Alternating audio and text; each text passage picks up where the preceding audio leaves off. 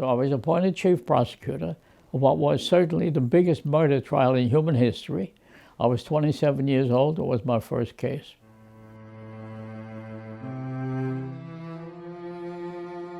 And I said, you must have this trial. I have totaled up over 1 million people murdered by these squads. You're not going to let them go.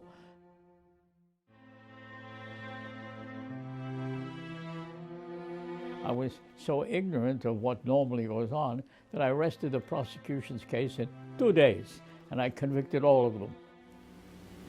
We ask this court to affirm by international penal action man's right to live in peace and dignity.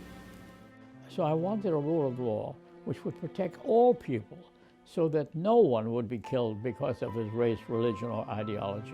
And I asked the court to affirm that as a matter of binding international law to protect everyone in the future, and I got it from the court.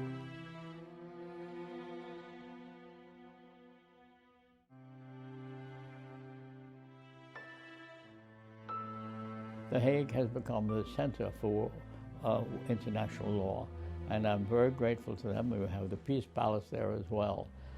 But we have to do more than that, because in order to stop war, to have the rule of law accepted, you have to have clear rules, first of all. We are doing pretty well on that. We have to have court to enforce it, to see if the rules have been violated, and then you need a system of effective enforcement. We are getting the rules with all the human rights declarations. We have the court finally going. I worked on it for 70 years before I saw that court, and they invited me to make opening statement, and the first case they had. And then you need a system of effective enforcement. We're not doing that yet.